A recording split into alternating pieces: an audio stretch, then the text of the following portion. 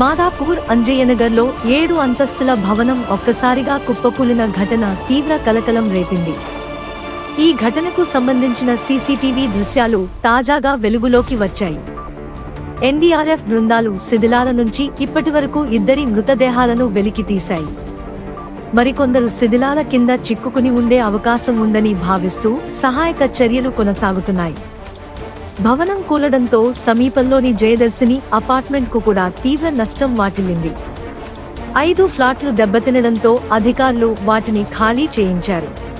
ఘటనా స్థలాన్ని హైడ్రా కమిషనర్ ఏవి రంగనాథ్, సీఎంసీ కమిషనర్ శ్రీజన, హైడ్రా అదనపు డైరెక్టర్ వర్ల పాపయ్య పరిశీలించారు.